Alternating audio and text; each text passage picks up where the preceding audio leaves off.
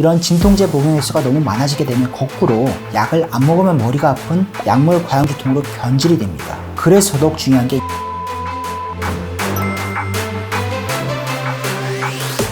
가톨릭대학교 성 빈센트 병원 신경과에 근무하는 배대웅 교수입니다.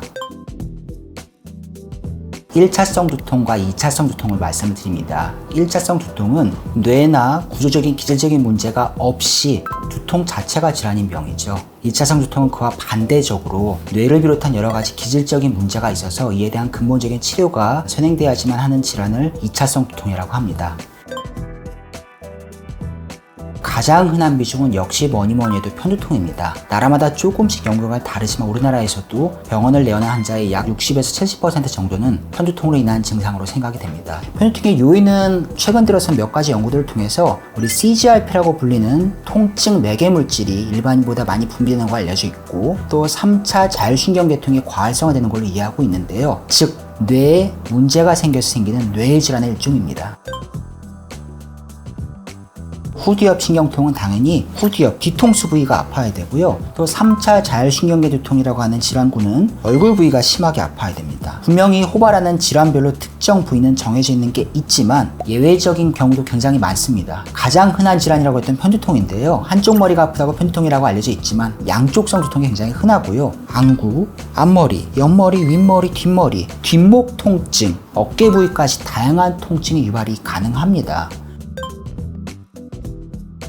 조절 가능한 요인도 있고 조절 불가능한 요인들이 있는데요. 흔히 일반적으로 많이들 얘기하시는 게 심리적인 스트레스, 육체적인 무리, 수면 부족, 이런 것들이 대표적인 요인들이고요. 내가 조절할 수 없는 요인들도 분명히 있어요. 여성분들의 경우는 대표적인 게 생리가 되겠죠. 문제는 조절 가능한 걸로 얘기했던 요인들도 사실은 대부분의 현대인들이 조절하기가 쉽지가 않다는 점입니다. 예를 들어서 아까 말씀드렸던 수면 부족, 잠을 푹 잤으면 좋겠다고 하는데 현실적으로 이게 어려운 경우가 되게 많죠. 그리고 심리적 스트레스 받지 마세요라고 편하게 얘기하는데 현대인 중에 과연 스트레스 받지 않고 산 사람이 누가 있을까요? 저도 그렇고, 이런 분들이 전부 다 유발 요인을 알고 있지만 조절이 쉽지 않은 경우가 태반입니다. 그래서 두통이 더 조절하기가 어려운 병인 것 같습니다. 두통을 주소로 내원하시는 환자분들의 가장 큰 걱정은 뇌종양, 뇌출혈, 뇌경색 같은 질환이 아닐까라고 이제 많이들 문의를 주시는데, 사실은 그런 경우는 굉장히 극히 드뭅니다. 왜냐하면 앞에서 얘기했던 생명을 위협을 주는 두통들은 여러 가지 다른 신경계 증상, 발음장애나 한쪽 팔다리의 마비나 감각 증상을 동반하기 때문에 외래보다는 응급실로 내원하시는 경우가 훨씬 더 많습니다. 2차성 두통은 당연히 MRI를 찍어야 되지만 1차성 두통은 문진이 진단의 가장 중요한 요인입니다. 즉 어떠한 통증 양상을 어떻게 발현시키는지 잘 이야기를 듣고 그에 맞춰서 진단하는 거기 때문에 이 각 진단 기준에 대한 체계적인 이해를 알고 있는 의사를 만나는 게 굉장히 중요합니다. 약보다 생활습관 교정을 먼저 항상 이야기합니다. 개인적으로는 이것 세 가지를 이야기합니다. 잘 먹고 잘 운동하고 그래도 규칙적으로 자려고 노력해보세요.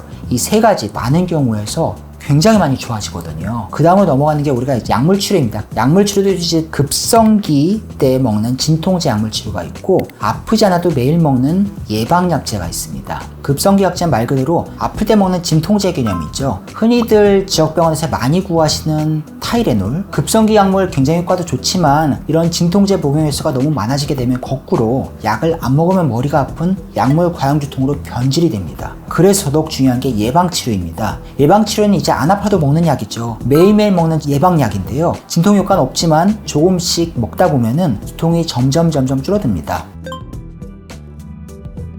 최근에 보톡스 시술을 굉장히 광범위하게 많이 하고 있습니다. 머리가 아픈데 웬 보톡스냐라고 이야기할 수도 있는데요. 신경이 지나가는 부위에 주사하는 보톡스로 일반적인 미용 보톡스와는 그 메커니즘이 많이 다릅니다. 보통 3개월 간격으로 하게 되고요. 두 번째 시술 만에 절반의 환자에서 절반 정도의 두통이 줄어드는 걸로 이야기를 합니다. 실질적으로 50% 이상만 감소가 돼도요, 삶의 질이 완벽히 달라집니다. 신경 차단술 같은 걸 통해서 급성기 통증을 완화시키면서 다른 예방 치료가 효과가 올라갈 때까지 시간을 벌기도 하고요. 머리에 붙이는 여러 가지 전기 자극을 통한 의료기기들도 나와 있습니다. 최근에 갈카네주막으로 대표되는 CGRP 특이 항체들을 이용한 치료들인데요. 효과가 굉장히 좋고 또 독특하게도 이 주사 치료를 한 사람 중에 일부에서는 두통이 싹 사라지는 초반응군이 있기도 합니다. 하지만 아직까지는 비용이 비싼 치료에 속하기 때문에 선택에 어려움이 있는 것도 사실입니다. 유산소 운동이죠. 약간 땀이 날 정도로 하는 건데요. 10분의 준비 운동, 20분의 본 운동, 10분의 마무리 운동을 포함해서 일주일에 4회 이상 할 때 효과 있는 걸로 이야기하고 있습니다. 유산소 운동 이외에도 등 척성 수축 운동과 스트레칭 운동이 있습니다. 등 척성 수축 운동, 특정 자세를 유지한 상태로 근육에 힘을 주는 겁니다. 예를 들어서 내 손과 머리가 싸운다고 생각하시고 세게 서로 기랑하면서 힘을 주시는 거예요. 앞뒤 옆으로 시간할 때만 하셔도요, 두통 예방 효과가 탁월합니다. 또 이완 체조 되게 중요합니다. 팔을 최대한 아래로 내리고 머리로 반대쪽 귀를 잡고 당겨주는 운동을 권고드립니다. 이렇게 되면은 승모근 이완에 굉장히 탁월한 운동이기 때문에 두통 예방에도 어느 정도 효과가 있습니다. 세모입니다. 핸드폰 사용 자체가 두통을 유발한다기보다는 관련된 여러 가지 생활 습관들이 두통을 유발한다고 보는 게 적합한 표현일 것 같습니다. 침대에서 꼭 자기 직전까지 하는 습관들 가시는 분들이 많은데 수면 장애를 초래합니다. 불면증, 수면 부족을 이야기하게 되고 이런 것들이 현두통을 일으키는 대표적인 위험 요인으로 알려져 있습니다. 세모.